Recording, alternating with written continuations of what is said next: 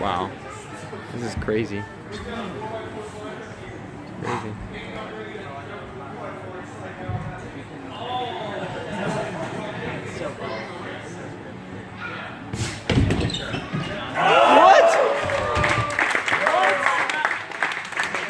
He's just like Spider-Man. He's crawling up the thing. Hey, what's up? So ever since I posted that video where I won the Warped Wall Challenge at Apex Movement, I've been getting a lot of requests for people wanting me to train them or giving them advice on how to train for the Warped Wall. And a lot of these people actually live outside of the country where they don't have a lot of Ninja Warrior gyms. And so I've been giving them some advice to practice at skate parks. And this is how you do that. You can actually get like pretty good training in without just running up just a short curve like this without even having any kind of thing that you have to grab onto. One thing I'll say about the Warped Wall before I get started is you really need good shoes if you're serious about competing in this sport in general. You need good shoes. Some people use some shoes that are made by rock climbing companies, and those are actually really great for cement like this, but they will not stick very well most of the time to painted wood or plexiglass. I'm not really going to get into specific types of shoes in this video, but shoes that grip slick surfaces really well can be the difference between narrowly missing the top of the wall and actually grabbing it. And I have experience in that, trust me. So yeah, you just basically need to get comfortable running up a curved surface. A lot of the time, the first time somebody tries to do this, they'll just face plant into the wall, and people have actually broken their noses before. So you start out just by running back and forth, really simple.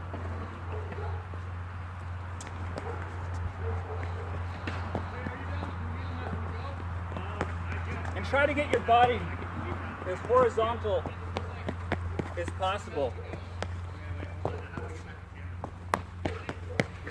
And when you come to the top of each side, there'll be a moment of weightlessness. And you really want to just pause for a minute and feel that.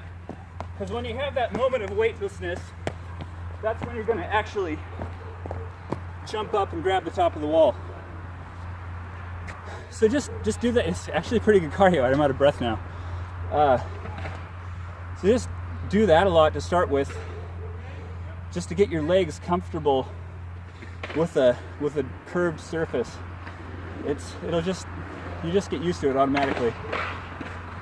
After you do that, you can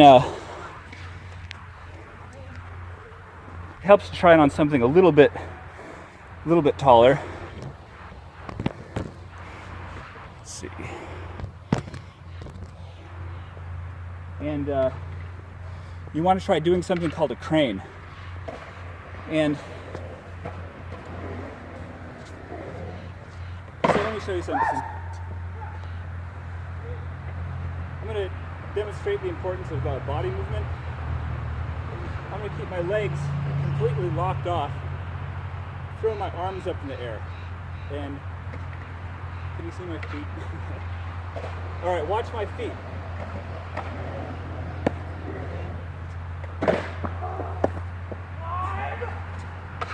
So I just jumped without using my legs at all, just by throwing my arms up. So that's what you want to do when you're coming up the wall. As you jump, you throw your arms, and it gives you an extra couple inches. So what I'm going to do is run up out of the bowl without using my hands at all. And you can actually use the same technique to get up just like a 6-foot cement wall without using your hands, and you can just stand on top of a 6-foot cement wall. So you basically run up the side, and when you have that last step where you actually have good traction, you kind of get that moment of weightlessness that I was talking about. You want to throw your arms and one of your knees all at once.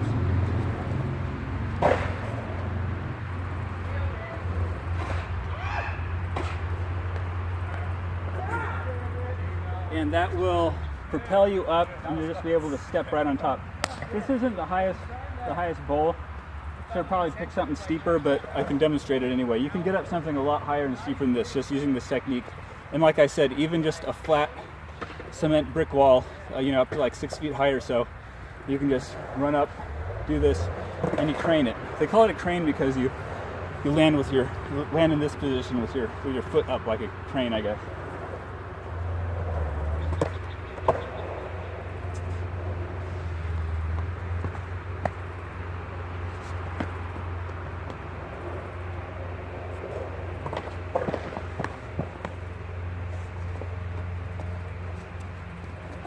Another thing I should mention is you want to practice both sides. You don't want to just get in the habit of always landing on your right or always landing on your left, because then you're going to be trying to line up your steps in your head.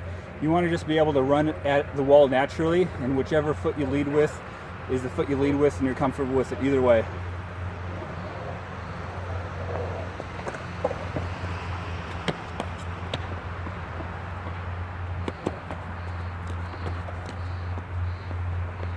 So yeah, I just basically cleared the whole top of the wall and landed on that cement block past it. Like I'm not even going to stand on the metal rail.